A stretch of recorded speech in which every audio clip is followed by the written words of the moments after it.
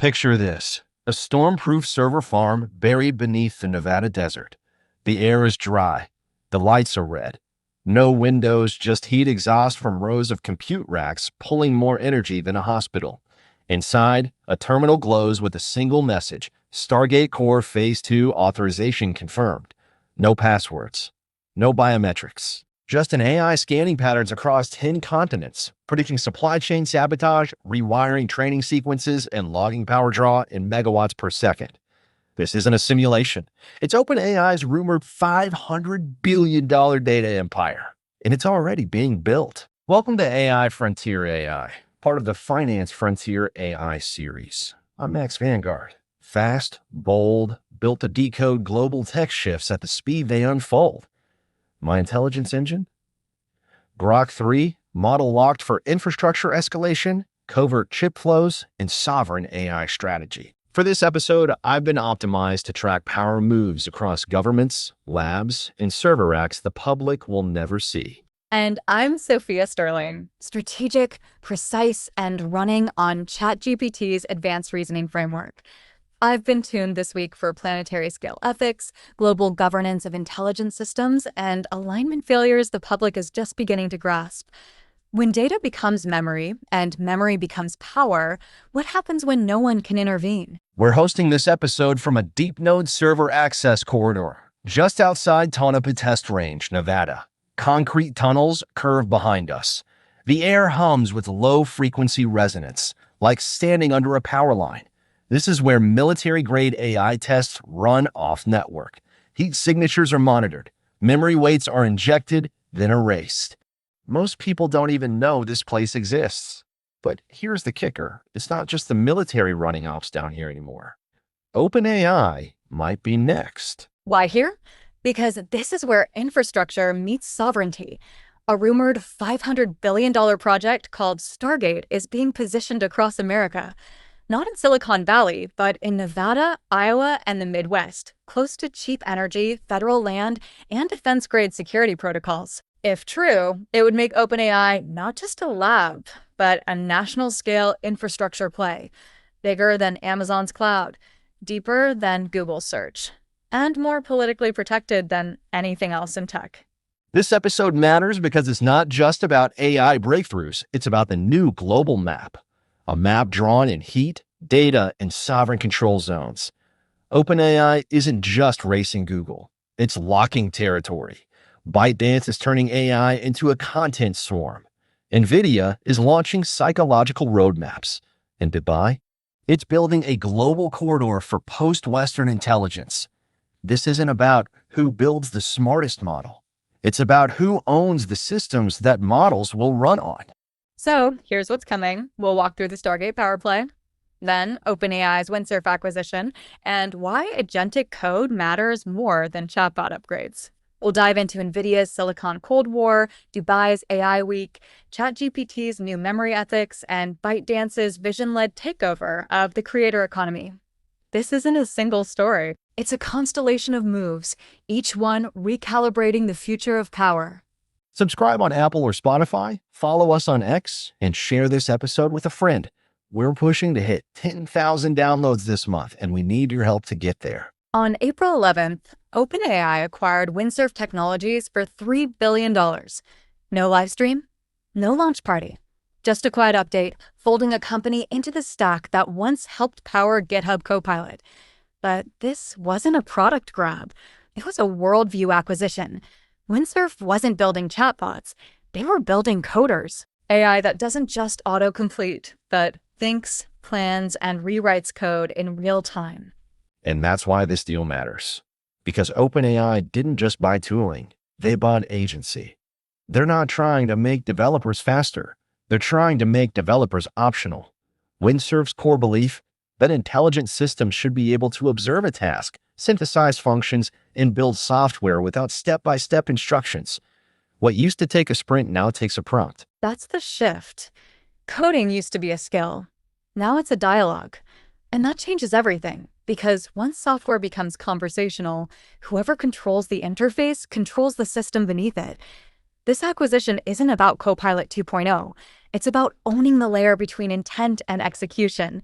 In AI terms, it's the command layer. In geopolitical terms, it's the new operating system for infrastructure. Think about what's already happening. OpenAI has Whisper for voice, GPT-4 for planning, DALL-E for visual generation, and now Windsurf for real-time coding. Connect those dots and what you get isn't a chatbot. It's an agent network, one that listens, plans, generates, and executes across modalities. And Windsurf was already training for this before most people knew what an AI agent even was. The company's internal tools weren't designed to help you write code. They were designed to help AIs debug each other. One model writes, another audits, and a third optimizes. They were building AI dev teams, interagent loops that could build and deploy code collaboratively. The missing piece was scale. OpenAI just supplied it. This is the arms race beneath the surface. It's not about which model wins in a benchmark. It's about who builds the most capable, self-operating systems. Google has Gemini embedded into Workspace. Meta has open weights and swarm velocity. OpenAI, they're going full stack. Stargate for compute, Windsurf for agentic code, and GPT-5 on deck for cognitive control. It's no longer a race to the smartest model. It's a race to the most integrated AI workforce. And there's another layer. Windsurf didn't just bring talent, they brought philosophy, a belief in emergent behavior over scripted logic, in internal reflection loops, in AIs that can revise themselves based on the output of other agents. It's Copilot thinking applied to teams, systems, and sovereign software. And that brings OpenAI one step closer to its rumored goal: recursive self-improvement across models. But there's tension too. Because if agents can write code better than junior devs, where does that leave the workforce? If models optimize each other, do companies need internal teams at all? This isn't a tools upgrade, it's a labor shift. And while OpenAI is pitching productivity, what they're building looks a lot more like automation without oversight. Which brings us to the paradox. The same people celebrating AI productivity gains today might be replaced by that productivity tomorrow. Agent networks don't unionize, they don't sleep, and they don't forget legacy code. Windsurf isn't the future of development, it's the sunset of manual software creation, and OpenAI now owns that sunset. Coming up, we shift from code to silicon. Nvidia just took a $5.5 billion export hit, but that's not the real story. The real story is how Nvidia is using product launches as psychological warfare and why the next chip isn't just hardware, it's a trap. Stay with us. Nvidia just lost $5.5 billion in AI chip exports, cut off from China by US restrictions. That's the headline. But the real story? This wasn't a loss. It was a repositioning. Because while politicians were arguing over embargoes, Nvidia launched a trap. The Blackwell Ultra chip, the Rubin roadmap, and a signal to every hyperscaler: if you want to play in this AI arms race, you're going to do it on Nvidia's schedule. Let's break this down. The US export restrictions aimed to curb China's access to advanced AI chips. On paper, Nvidia took the hit, especially on data center grade silicon like A100s, H100s, and their successors. But in practice, Nvidia saw it coming, and instead of fighting the embargo, they weaponized it. The launch of Blackwell Ultra wasn't a counterpunch. It was a redirect, a way to control the narrative, freeze the upgrade cycle, and deepen dependence on their proprietary stack. Blackwell Ultra isn't just fast, it's dominant. Dual dies, NVLink 5. 288 gigabytes of stacked HBM3E memory, 40 times faster inference than Hopper. It ships with CUDA, TensorRT, Triton, all optimized in-house. The message? You can't run AI at scale unless you buy into the whole ecosystem. Nvidia isn't selling chips anymore. They're selling gravity. And that gravity is geopolitical. Because the more integrated Nvidia becomes into Western AI infrastructure, the harder it becomes for any rival nation or rival company to build outside their orbit. Even competitors like Amazon with Trainium 2 or Google's TPUs are being boxed into parallel lanes. Not because they're underpowered, but because Blackwell launched with a second strike, Rubin. Rubin didn't ship. It preempted. On March 18th, the same day Blackwell Ultra dropped, Jensen Huang announced a chip that won't arrive for 18 months. NVL 144, triple the performance, 88 core CPUs, HBM4 memory teased, trillion token context windows. And in that moment, every data center architect had to stop and ask, do we upgrade now or wait for Rubin? That hesitation is Nvidia's secret weapon, because even if you delay, you're still locked in. Blackwell is the on-ramp. Rubin is the roadmap. Either way, Nvidia owns the lane. And for hyperscalers, that's a hard pill to swallow, because if Rubin lives up to its specs, everything else, including what's already been deployed, becomes legacy before it's even optimized. This is roadmap warfare. Announce the future so loudly that it freezes the present. Nvidia didn't just launch a chip. They launched a psychological operation. Rubin isn't just hardware, it's narrative gravity. Every CTO, procurement lead, and ML ops manager now has to design around a chip that doesn't even exist yet. And yet, it's working. Microsoft, Oracle, Meta, all ramping Blackwell orders. Not because they're confident in the product, but because they're scared to miss the ecosystem. Nvidia's roadmap is no longer just a product calendar, it's a moat. With AI momentum rising and national strategies being drafted around compute access, Rubin becomes more than silicon. It becomes a strategic dependency. There's a deeper layer here. Nvidia is turning its hardware roadmap into a form of soft power. Rubin's namesake isn't accidental.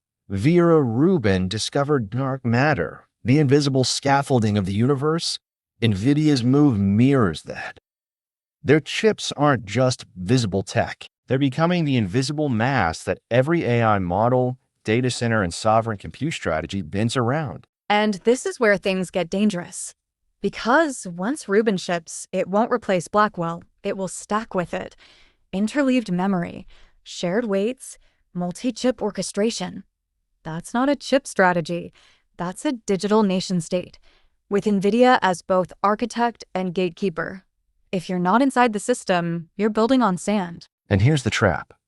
U.S. export restrictions were meant to weaken China's position, but in practice, they strengthened Nvidia's. The embargo created scarcity. Scarcity creates urgency. Urgency locks in early orders. And once Rubin was teased, that urgency became inertia. Even competitors who hate Nvidia's dominance can't afford to walk away, not when the next chip is already rewriting the future. Coming up next, while the US clamps down and Nvidia pulls ahead, one unexpected player is stepping in: Dubai. From cloud infrastructure to talent pipelines, AI Week just showed the world what soft power at scale looks like. Let's go there. While Washington debates chip bans and Silicon Valley engineers benchmarks, Dubai is building something else entirely: an AI state of mind. At the center of Dubai AI Week, it wasn't just the announcements that mattered. It was the vibe. Fast, polished, global. Every panel, every demo, every investment pitch carried one quiet message: Silicon Valley doesn't own the future anymore. That message wasn't whispered, it was amplified. Over 30,000 attendees from 180 countries. Every major LLM team was there. Policy architects, token founders, compute buyers, a new generation of talent, fluent in models, multilingual in code, and totally untethered from the idea that innovation has to happen in California. You could feel it in the room. The future was being priced in without permission. Dubai's not chasing trends. It's positioning. This isn't just about hosting a flashy summit. It's about signaling that the UAE is serious about sovereign compute, sovereign capital, and sovereign intelligence. In a world where AI capabilities concentrate fast, location still matters. And Dubai is building an environment where global AI companies can plug in and scale without red tape. And they're not doing it with restrictions. They're doing it with incentives. Zero tax zones, dedicated AI infrastructure corridors, federated model testing labs, localized data regimes tailored to enterprise deployment, and maybe most critically, access to global labor pools who aren't beholden to outdated credential filters or coastal gatekeepers. It's a talent funnel without ideological overhead. One of the most interesting dynamics: What Dubai isn't doing, it isn't trying to beat OpenAI or Google at foundation models. It's not chasing AGI as a bragging right. Instead, it's focused on the infrastructure layer: energy, compute, network redundancy, compliance architecture. That's where the moat is. And while the US fights over chip supremacy, Dubai is building the launch pads. That's what makes this a power play. Not through control, but through invitation. By opening the gates to global talent and capital, Dubai is becoming a convergence zone. Chinese AI firms, Indian startups, European labs, even US VCs are now routing through Dubai, not just for tax reasons, but because it's agile.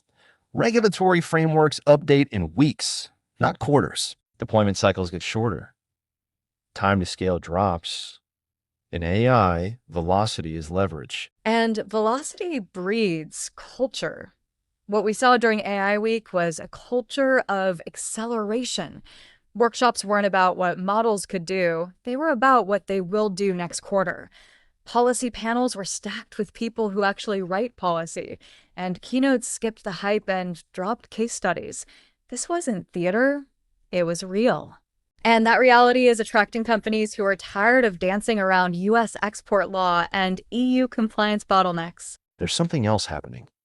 Dubai is starting to define its own AI ethics narrative, one centered around results, not rhetoric. The focus isn't on fear or alignment theory, it's on impact. In fields like logistics, health, education, finance, Dubai's inviting global pilots, not in theory, in production. And that real-world usage is generating data that trains better models, data that attracts more talent. It's a feedback loop, and it's growing. That feedback loop is what makes Dubai a strategic threat, not in the militarized sense, but in the architectural one. If enough AI builders choose to launch from Dubai, the gravitational pull of Western compliance begins to weaken. You don't have to rewrite the rulebook. You just stop playing by it. And once enough capital and compute rebase, the center of gravity moves. Quietly, permanently. And that's what we saw at AI Week. Not a flex, a formation. The formation of a new global axis where infrastructure meets ambition and governance is optional. Dubai isn't trying to compete with Silicon Valley. It's replacing the need for it. And the West is not even in the room. But while Dubai invites the world in, another AI giant is grappling with who to let out. Coming up next, OpenAI's newest memory system has users thrilled and ethicists panicking. We'll break down what happens when your AI remembers everything and who decides what it forgets. ChatGPT just got a memory. Not a session history, a memory. Persistent, retrievable, cross-session, and soon customizable. OpenAI calls it a breakthrough in usability. But others are calling it something else, the start of an alignment breach. Because once an AI remembers you, it begins to model you. And once it models you, the boundary between tool and agent starts to blur. This isn't a future scenario. It's live now. The O3 and O4 mini models rolled out with memory systems enabled by default. If you ask about something you mentioned weeks ago, ChatGPT might now recall it. You can turn it off. You can even see what it remembers. But here's the catch. There's no clear standard for what gets stored, how it's prioritized, or what counts as sensitive. Alignment just got personal. The rationale is clear. Users want continuity. In complex workflows, across research threads for long-form planning, memory makes the AI feel more intelligent. It adapts, refines, and improves its responses based on who you are. But that same intelligence comes with exposure, because now the system isn't just reacting to prompts, it's proactively building a profile. And profiles are power. If a model knows your tone, your history, your patterns, it can start to shape not just answers, but options. It knows what you want to hear. It learns what you avoid. It begins to optimize for your attention, not your truth. That's where the safety alarms are starting to go off. Because this version of ChatGPT isn't just safer, it's strategic. And that opens the door to a different kind of manipulation. This gets even murkier when you consider refusal behavior. OpenAI's O4 mini model now has stronger content filters, more real-time safety overrides, and reinforcement learning pathways that escalate refusals when certain topics are detected. In theory, this prevents misuse. In practice, it's creating a black box, where the model can shut down dialogue without explanation. Some users are already noticing. Prompts that used to work now dead end. Language that was once allowed now triggers vague warnings. In edge cases, politics, health, identity, or global events, the model often defers, redirects, or just stalls.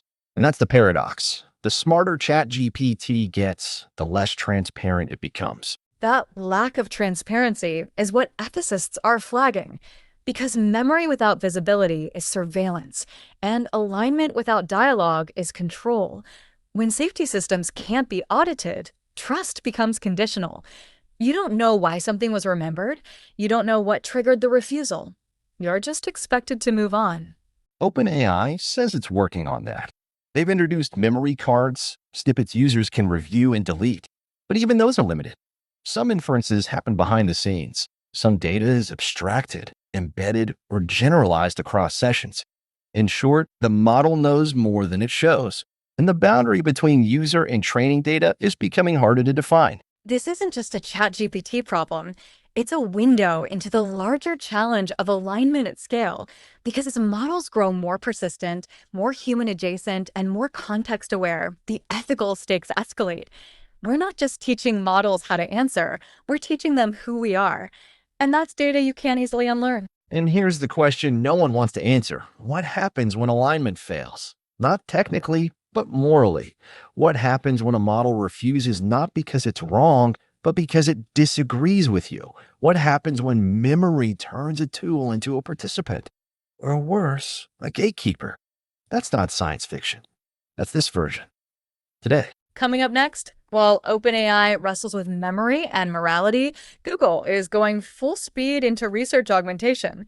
Gemini 2.5 Pro didn't just beat GPT-4 on benchmarks. It's quietly becoming the default brain for enterprise strategy. We'll show you what that means and why the future of AI may not be conversational at all. While the world debates ChatGPT's memory, Google is moving in silence and winning where it matters most, enterprise intelligence.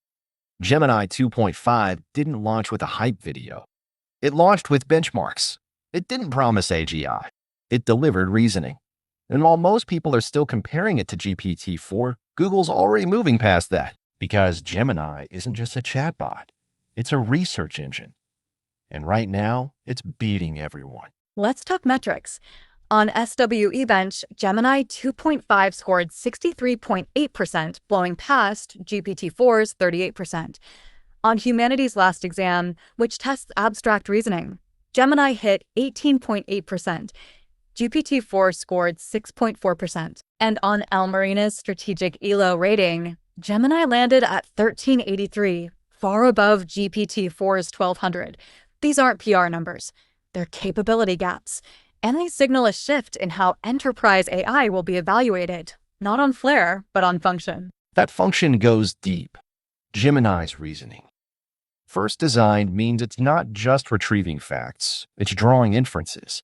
It understands nested logic, edge cases, and ambiguous prompts better than most humans. It doesn't just answer, it analyzes. And that makes it more than a model. It makes it a threat to every white-collar workflow built on summarizing, interpreting, or structuring knowledge. Gemini also changes the interface. You're not asking it for answers, you're working with it. In code, in policy, in financial analysis, in legal review. It parses documents, reads between lines, flags risk, and offers alternatives. In one test, it processed a 100-page filing and generated a risk matrix faster than an analyst team. That's not just speed, that's insight. And here's where Google plays the long game. Gemini 2.5 is fully integrated into Workspace, Gmail, Docs, Slides, Sheets. It's in Android, in Chrome, in Vertex AI, in YouTube's backend and ads optimization. You don't deploy Gemini, you live in it.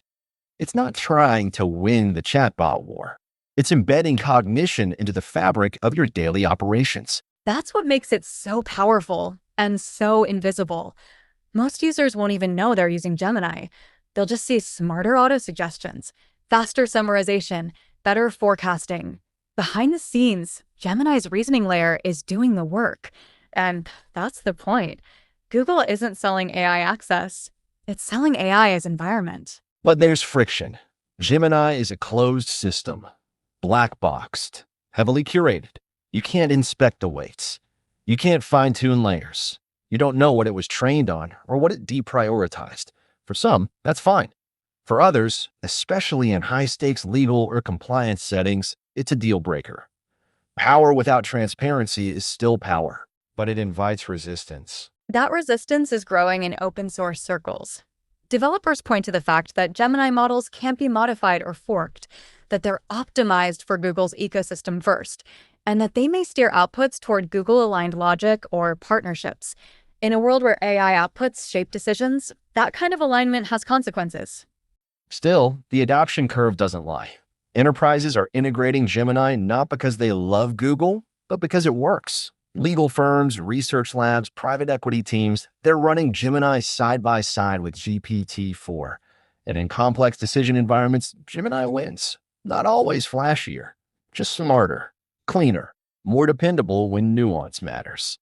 And that's the warning for OpenAI. ChatGPT is beloved, but Gemini is being deployed quietly, pervasively, globally, in meetings, in reports, in executive dashboards. It doesn't need a celebrity CEO or a demo video. It has gravity, and gravity doesn't need an audience. Coming up, speaking of gravity, we shift to ByteDance. Their new AI content stack, Dreamina and Seaweed, isn't just about video generation. It's about building a swarm. And when 600,000 AI creators deploy in parallel, the real question becomes, who controls the narrative? While Google embeds cognition and OpenAI builds memory, ByteDance is doing something different. It's building a swarm, not in the cloud, in culture. With tools like Dreamina for AI-generated video and Seaweed for autonomous content agents, ByteDance is moving faster than any Western company and redefining what creation even means.